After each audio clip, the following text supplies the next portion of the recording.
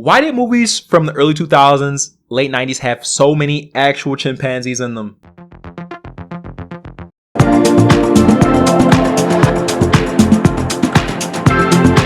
Let's talk about it. Chimps have been in entertainment for as long as there has been entertainment, which is kind of sad. It goes all the way back to circuses. People brought along chimps, usually stealing them from their mothers so they can be more trainable. The first chimp in a movie was from 1932, and it was a chimp named Jiggs. It was in the movie Tarzan the Ape Man. Obviously, chimps have high intelligence. Easier to train chimps to do things, but it's also very unnatural to them because a lot of things we force them to do just doesn't make any sense to them. I have this list on my letterbox called Weird Pieces of Media that my soulmate has seen. And these are full of just weird movies that I like watched as a youth and just loved. And two of these movies are on here. Most Valuable Primate 2 and Dunston Checks In. I grew up in a really interesting time. I grew up on the internet, but it wasn't quite the internet that people have today. Attention was different. Like now there's so much things you can watch. You can watch 20,000 video essays about movies. You can watch streamers. You can watch Twitch streamers. You can watch live streams. Can't even grasp how much content you could watch. When I was a young lad, there was probably only about maybe like 100 YouTubers that actually did it professionally and like made money and like produced content consistently. Now there's thousands and thousands. I watched like Niga Higa and like I could probably watch all my favorite content creators. And like nowadays you have streaming with so many different options, so many different HBO Max, you got Netflix, you got Academy Award nominated films, you got all these different movies that you can see. When I was growing up, the Netflix I had was a DVD coming in your mail, and you had about 2 DVDs at a time, and I usually had the same 2 for like 4 years. But there was a type of streaming. It was on demand. On demand by Comcast. Had hundreds and hundreds of movies. I would just scroll through.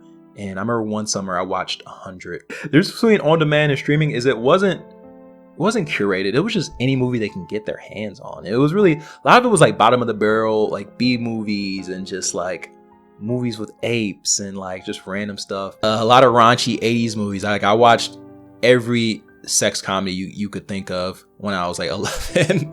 Because on demand it would show the warnings like R-rated, and it would show why. Violence. I was like, oh, I don't need no violence. Nudity. I'm watching it. I don't need the plot. Yeah, I was just an on-demand merchant. I watched anything, and I really bragged about liking every single movie. That was one of the things I loved as a kid. Like every single movie I watched, I liked. Yeah, so that's how I found myself to not only watch Dunston Checks In and Most Valuable Primate 2, but also love it as well. I watched so many classic movies just because it was there. Just because that's what they had. It really made me appreciate cinema. Like it wasn't all just bad B movies. I watched Back to the Future for the first time on demand.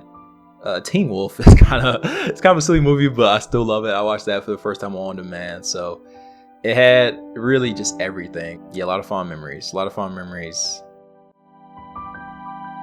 The first thing it opens with is Air Bud Entertainment, and I'm like, no way. The same people that made Air Bud made Most Valuable Primate. I look it up. It's the same company, and it's crazy because Air Bud is such a classic, and I kind of associate all these other films with kind of just being like direct to video. But yeah, it's one company, and they're just making they're banging out animal films, banging out. I looked at the director Robert Vince. I was wondering like, oh, how can one, how does one get their start in animal movies? Like they just direct a movie, and happen to have one animal scene in it, and then he kind of transitioned. And like, I wonder how he felt about that. But this man has been doing animal movies since the beginning. His very first movie was a full-blown animal movie. And every movie since, I'm not exaggerating. Look at his IMDb. Look at his filmography. Every film he's directed, all 23 are animal movies. All 23, I swear. Let's read them off. All 23 are animal movies. He starts off with The Duke. This is about like some type of animal. The Duke. Then he does Most Valuable Primate. Then he does Air Bud, World Pup. Then he does Most Vertical Primate, Air Bud 7th Inning Fetch, Spy Mate, Air Bud, Spikes Back, MXP Most Extreme Primate, Chestnut Hero of Central Park, Air Buddies, Snow Buddies, Space Buddies, Santa Buddies, The Search for Santa Paws, Spooky Buddies, Treasure Buddies, Santa Paws 2, The Santa Pups, Super Buddies, Russell Madness, Monkey Up, Pup Star Better Get Together, Pup Star War Tour, Puppy Star Christmas. They're still making these. They're not even in theaters. They're just going straight to DVD, and like people are buying these because they're continuing to make them. I'm thinking like, how are these so profitable? And it's like, yeah, the DVD industry is mostly dead, but not all of it, because they're still making puppy movies and stuff. Oh, brother. And like Most Valuable Primate didn't make that much money in the box office, nor did the sequel. And it really shows the power that DVD sales had in like the early 2000s and late 90s is you could have a stinker, especially if it's like a family movie. You could have like a real stinker, but like you'd make that bread after it came out. So crazy. And first thing I think is, why are they forcing these chimps to do all this craziness? Like, I just feel like, does a chimp really want to play hockey? I don't think so. I don't know, but I don't think they do. Does a chimp really want to be doing all this? Okay, old slugger. We've got 10 to 9. Bro, what class is this? What is this? Monkey studies? Like, what is going on? What college is this?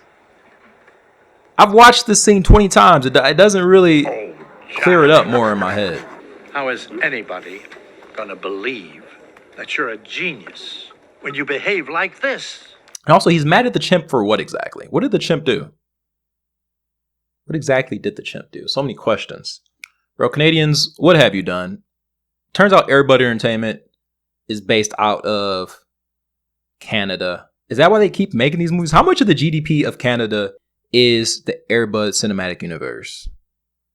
Because is that why they keep making these? Is this keeping Canada afloat? We need to look into this. So the professor, he's like calling the chimps like home with his like family and mom and stuff, saying like, oh, we're gonna bring them back in a couple days or something. And then next thing you know, this guy drops dead right after, and he's eating milk and cookies. R.I.P. Santa, I guess. And then this like the dean of the college is like some like capitalist, so he's like, I don't care that the professor said he's gonna send him back. We need to make money. We always need to make more money. We can't be in the negative. We need to sell him to science. I have decided to discontinue the research and sell the chimp to another facility. It had been my understanding that Dr. Kendall was planning to send the chimpanzee back to El Simian Nature Preserve. I realize, however, as Dean of Scientific Research for this entire university, it is my duty to make sure this department stays on budget. Jack has been sold to the University of Tennessee Research Hospital. Isn't that where they're doing hepatitis testing? Oh! And I'm thinking, like, how much money could you sell a chimp to science for? Like, how much of a hole are you guys in? The chimp's temporary caretaker decides to, like, put him on, like, a train secretly and say, oh, Jack, get off at this stop. Get off at this stop so you can be home. And it looks like a Sahara, like, looks like they're in Africa or something. It looks very, like, Saharan. And, of course, he's a chimp, you know? He's not like a superhuman, super intelligent chimp. He's a regular chimp. So he like, the fact that he understands any of this is really like unique, because in real life, I don't think movies make it seem like every single chimp knows sign language. Maybe like 3 total in all of chimp history have learned it. And they're usually like orangutans. They're usually not like, you know, that type of chimp, you know? Anywho, he falls asleep, and somehow he's on a train that you could fall asleep and miss a hot climate and end up in Canada, like cold Canada, where they're playing hockey and stuff. And if I was like our main boy, and he's this kid, his family moves in from California. That's for the American audiences. You know, he's from California. He's just like you and me. He's from California. And I looked at the kid's IMDb, and he's the same kid from Air Bud. So he was like the Robert Downey Jr. of the Air Bud Cinematic Universe for a bit. And he's like a really great hockey player.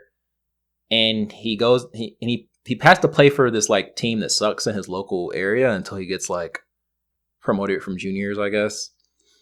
And it's so funny because like the coach, like the very first scene with him is like the coach saying like, oh, blah, blah, blah. I know you're from California, We play hard over here. You gotta be on time and stuff. And the very first thing that comes out of this kid's mouth. Oh, sorry, you're the coach. Nice to meet you. I'm Steven Westover. Drei Gläser.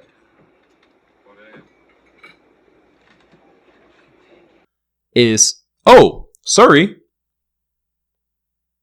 What?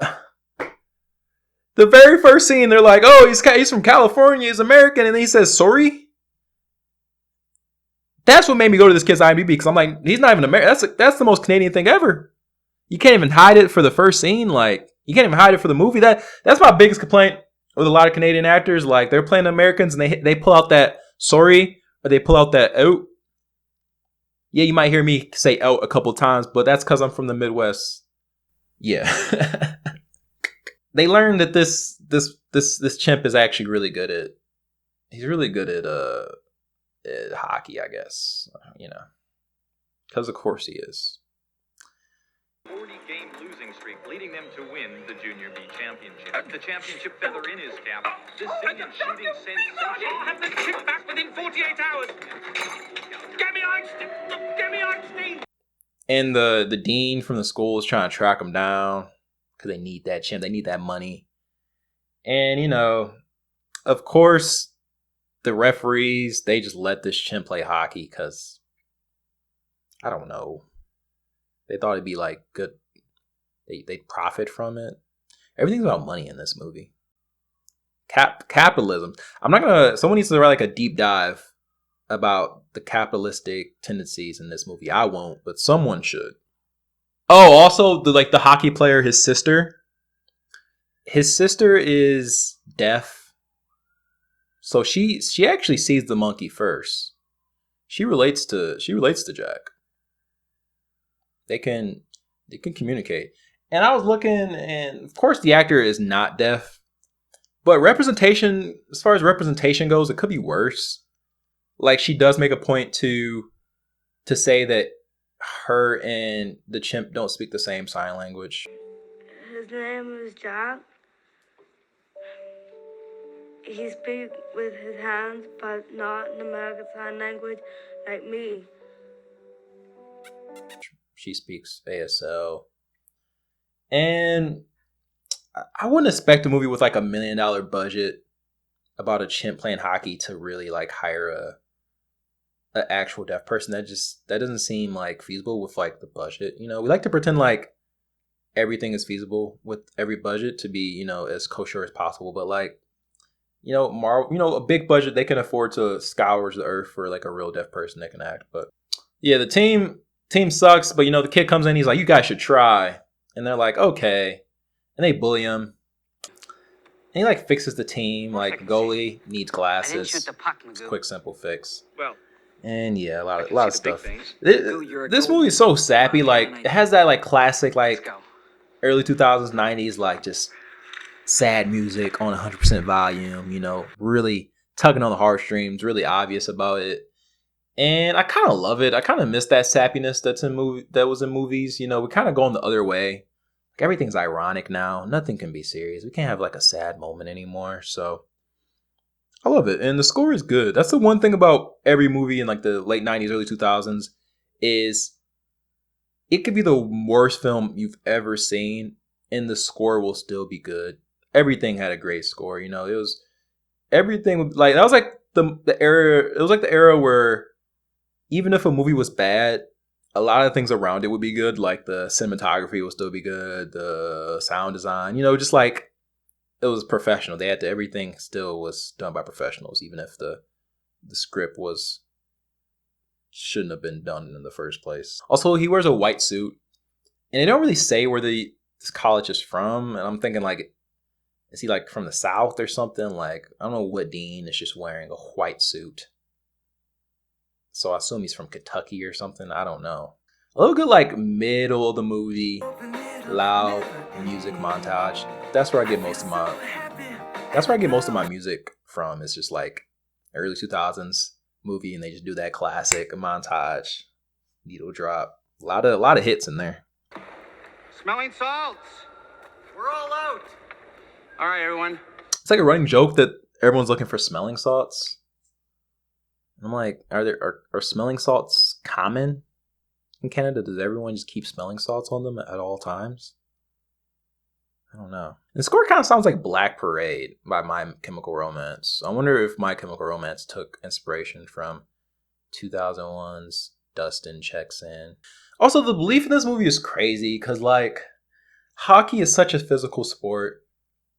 Like, being 5 foot is already a disadvantage. Being like a 3 foot chimp, just like the area of disbelief. Like, they really need you to believe, and it's like sometimes it's easier than others. Like, I'm thinking, like, yeah, maybe Air Bud, he's a lockdown shooter. You know, he just is he's a 3-point specialist. Like, real life basketball teams have players who, like, you know, can't do a lot of defending, but they can shoot, you know, and they can find a way to stay on the court. But like with hockey, it's harder to believe that a chimp could realistically play. It's just, they're really asking a lot from me. They're really asking a lot. He literally breaks the net, and I get it's like a movie, it's a family movie. They have to be exaggeratory, but Jesus, he breaks the net. You know how hard it is to break a net? I don't even know if it is possible. I know this is supposed to be like a sad scene, but seeing this chimp walk out in the skates just had me dying. Cause like, it's so clear. Look at the anatomy of this chimp. It's just so clear that he shouldn't be ice skating. He's not built for ice skating. And it just looks so goofy. And they do a little swisheroo at the end. Cause the white suit guy makes it to the game, and he's like, I'm gonna get the chimp when the game's over with. And they send Jack back to where he's from. And yeah, that was Most Valuable Primate. That it was a movie, you know, it definitely was a movie. It definitely had, you know, script, and there was actors and they were acting, and yeah. Okay, now we're gonna get to one of my childhood classics. That was my first time watching MVP, but this movie I actually watched a lot. And one of the reasons I watched it a lot because young Nico Swan, all he cared about was skateboarding. I would skateboard every day, practice skateboarding. All the media I consumed was just skateboard related. So when I found out that there was a skateboard movie, baby, I ran to On Demand and watched it, and I loved it. And this is Most Valuable Primate 2. This is an interesting movie because it has one of the first things I see in the credits is chimpanzees provided by Going Ape. And I'm like, is this what company is this? Like, how many apes have they provided for movies? Like, they have a whole, is that a profitable business providing chimpanzees? So it starts off with Jack. He's back home and he has like a little brother now. And he's trying to get his little brother to practice hockey. And next thing you know, he gets drafted. He's like watching TV and gets drafted. So he leaves his home and goes back to Canada, which is just like it doesn't say that he was still playing hockey. So I'm thinking like, how quick was the turnaround?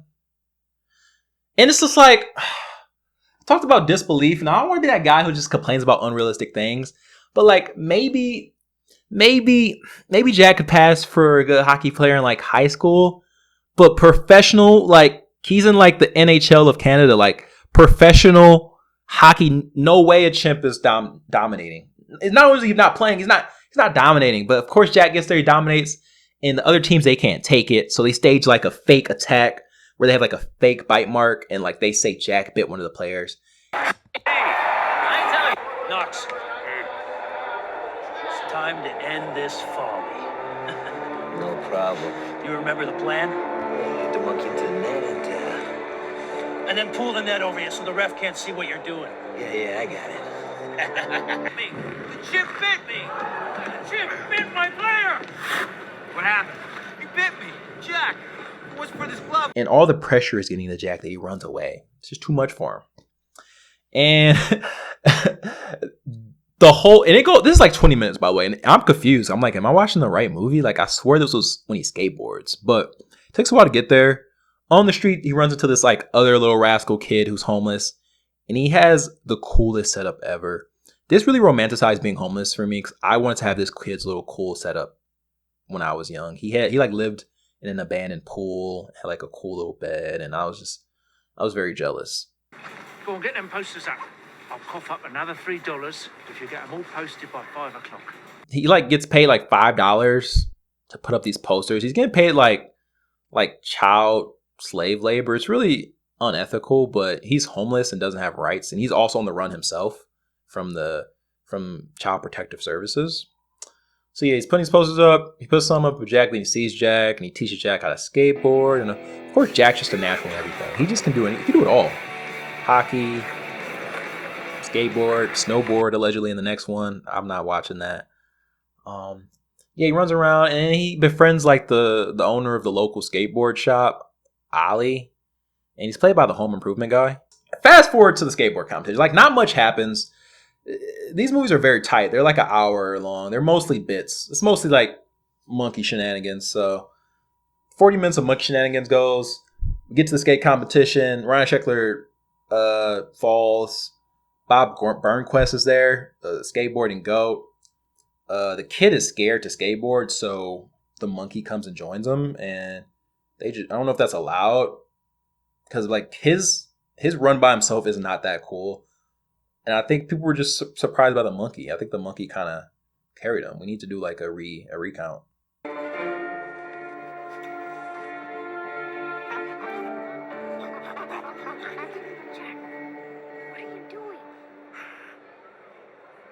Do this? Wait a minute. There's somebody else up there with him. I think it's a monkey. Everyone in all these movies, they use the term monkey and chimpanzee interchangeably. I don't know if it's like the woke time period I grew up in, but I was ironed out as a kid that apes and chimps, they aren't monkeys. I've known that my whole life because it's people are such sticklers about it, like, oh, they're actually not monkeys, and they aren't. But like pre 2007, every chimp was a monkey, every monkey was a chimp, everything was an ape, and I'm glad we learned, you know. Anyway, he wins. Bob Burnquist sponsors him. CPS, they're like, we don't need to take you anymore because Ollie, the skateboard owner, says he's gonna adopt you. So everything is really good, and you think that's like the end of the movie, but wait a minute.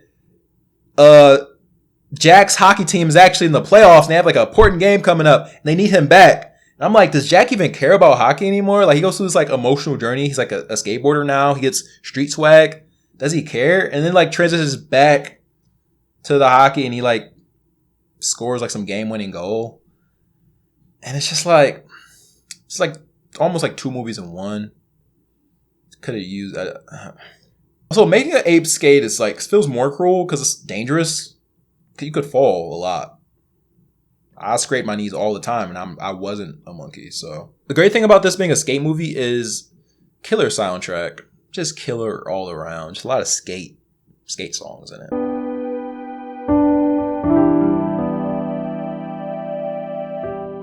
Next up, we got Dunston checks in, and this one is completely bananas. All puns intended. And this is the first one of our series that isn't produced by the Airbud Entertainment label. So completely independent. And they decided to, why let these Airbud folks have all the fun? Let's dip our finger into the animal shenanigans, the animal cinematic universe, as you will. So, Dunston checks in. It starts off with these two whippersnappers, these two rascals. They're pranking one of the hotel attendants, and they seem to know all these people. And you come to find out they live in the hotel. Why do they live in the hotel? Because their dad runs the hotel. This is literally the sweet life of Zach and Cody.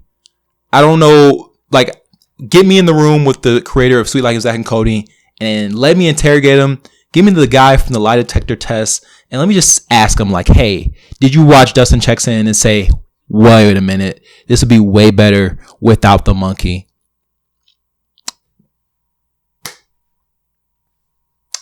Until I get the lie detector, I won't believe him. Even these guys roller skate. That's the first thing you see them doing is they're roller skating around the hotel. And there's a lot of wacky characters checking in. There's the guy from Modern Family. Hold on, let me make sure it's the guy from Modern Family. It looks like him. Okay, it turns out it's not the guy from Modern Family. which makes sense because usually people don't look the same after 20 years. But like, look at these two side by side and tell me it doesn't look like that. But it starts off with these two, and the guy, I'm just gonna call him the guy from Modern Family, but he is getting tortured throughout the whole movie. His dog, he gets soaked, and then also this like MILF checks in,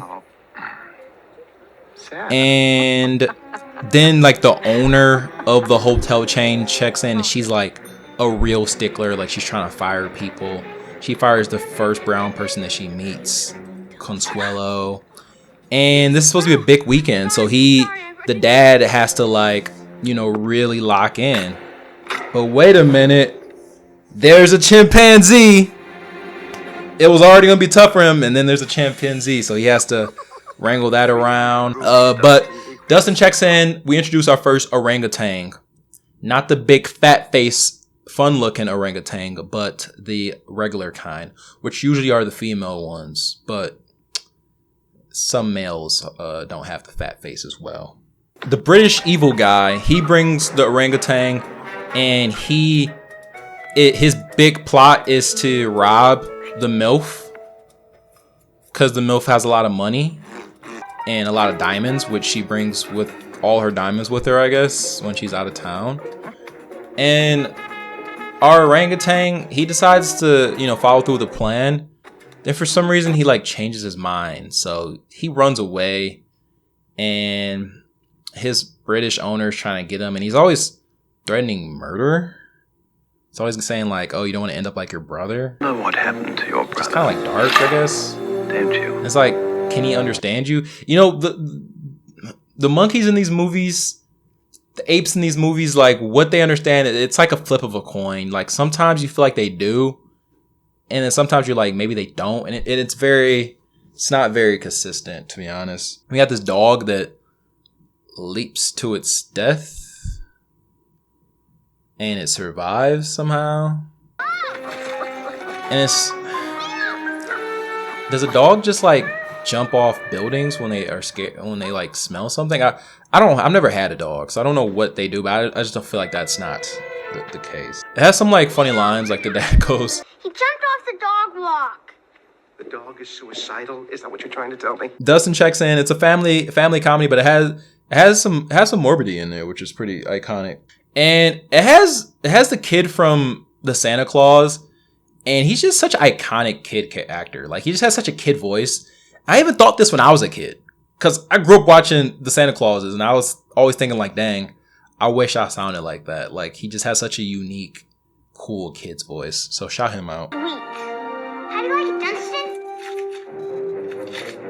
Dunston? And like the older brother, his only character trait is just being like a horny preteen. So if you'd like some extra towels or a bucket of ice. Oh mon Dieu, ces enfants m'ennuient. Enjoy your stay. One really liked me. What do you think? They're okay.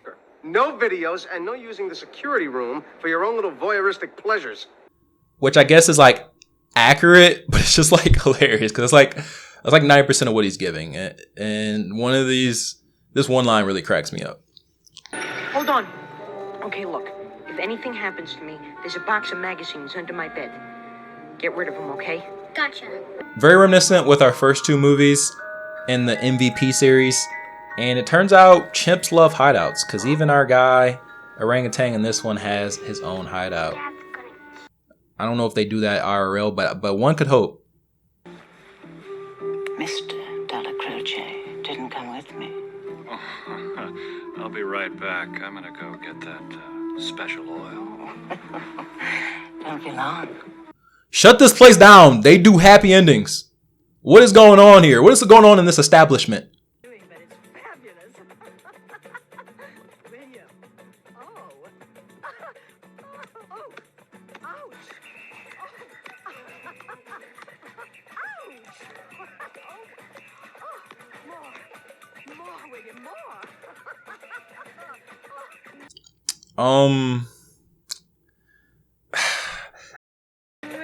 I I get the whole point of the movie is he's an orangutan and he has to get up to shenanigans, but like I feel like he gets up to too many shenanigans. Like they really push.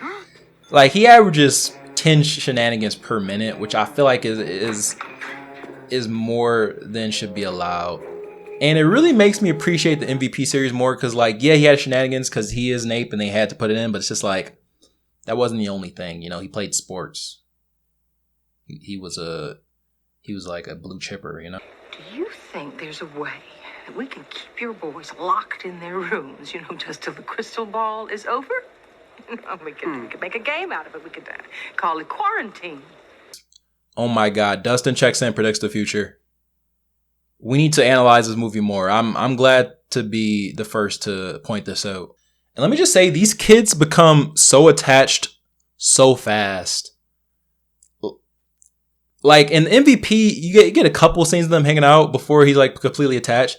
But in Dunston Checks In, I poop you now. It literally, their first interactions are kind of negative. Like the orangutan steals Santa Claus kid's camera and he's just looking for him and it kind of scares him.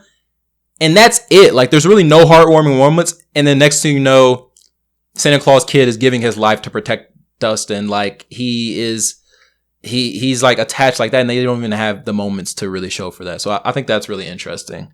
2 banana splits, extra bananas on each, and a Caesar salad with extra bananas as well. Bro, you heard me. More bananas. That's right, bananas. You think movie chimps are tired of having to eat bananas? Like I'm sure they like bananas, like, but is that really their favorite? Who told us? Did they tell us? Like I'm sure they're craving other things. Can we get movie chimps some other fruits, like maybe like some strawberries or something, raspberries? These movies make it seem like they only can eat bananas, like that's their only desire. I imagine like a movie chimp actor going into work, being like, "All right, gotta pretend like I'm crazy for bananas again. Ooh, banana crazy." You know, it's like tough job, not easy being a movie chimp star. The Modern Family guy just suffers more and more throughout the entire film. It's kind of crazy how much he's suffering, to be honest. Oh, another plot point is they say that the British guy is the critic, so they can get 6 stars. So the dad has to be like a kiss up to him and stuff. And he's just complaining. But it's all like a front. He's pretending to be rich when he's really like a jewel thief. So that's important later. He's dead? Oh my God, they killed Dunston? Like what? What?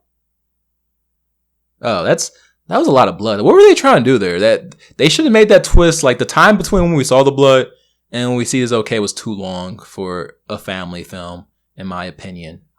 Such banana. 1 banana. 2 bananas. Man, everyone's a hacker. Every movie would make it seem like hacking is so easy. Like this guy just pulls the access to the guest services like it's nothing. Not only is he a monkey tamer and a monkey killer and a jewel thief, he also is a hacker.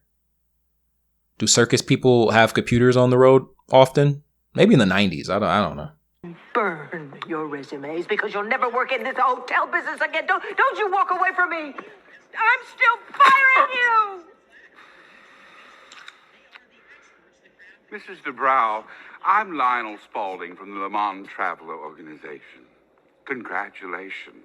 You've managed to go from a 5-star hotel to a 1-star hotel. Snap. This is the best plot twist ever. I thought this guy was just suffering for no reason because the director hated him. But it was all foreshadowing the biggest twist in film history. Biggest in history. Sorry, Usual Suspects. You got nothing on Dunston Checks In. See, we are far, far away from there right now. And my family and I are dedicated to making your stay here at the Bali Majestic as uneventful and trouble-free as this is. And lunch. In addition, our native chef, Isabel. And he's dead. Crazy. Man, the movie for this guy's, because like people, think they say like 3 people die from a coconut falling on them every year. He's one of them. He's a victim. R.I.P.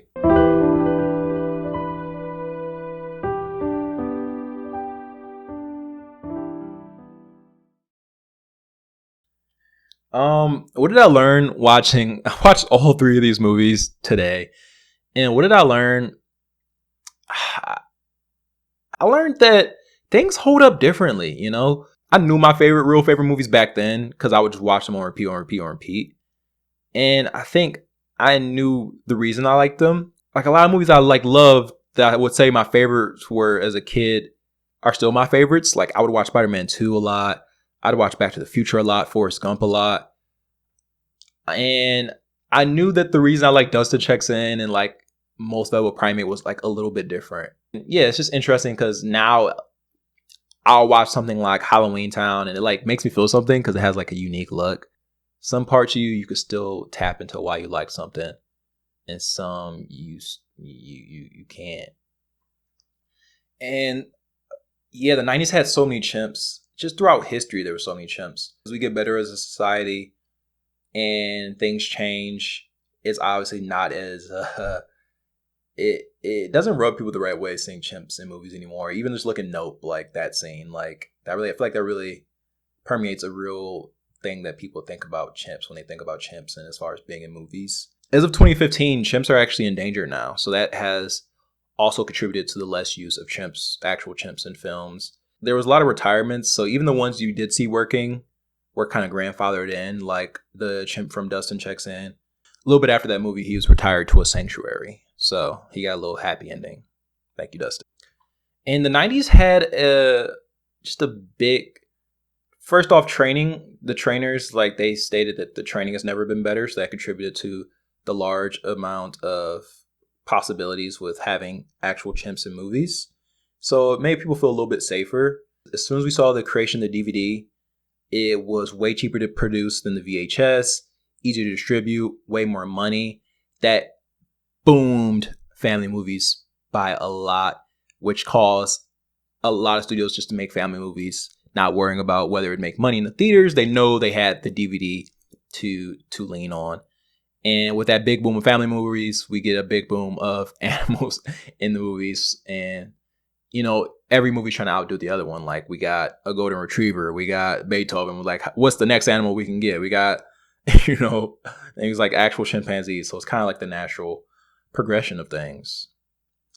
And Hollywood's like a self-feeding machine. Like, whatever makes money is popular, like, it will continue to be made. So that's kind of how it became a product of itself. So, and as soon as chimps were coming in, they were kind of coming out. The woman on Oprah who got attacked by a chimp, that was real big in news. And even though we had years and years of like no incidents, that kind of made everyone kind of be a little bit more cautious and realize that chimps are animals. You know, they're highly intelligent, but you know, you never know. And it's really interesting that I found these movies so entertaining because as a kid, I refused to go to zoos, and I still haven't been to a zoo this day because I always felt bad for the animals and didn't like seeing anything in a cage or, you know, do things like against their will. And I went to circuses. Well, I went to like a circus twice and I just didn't like it.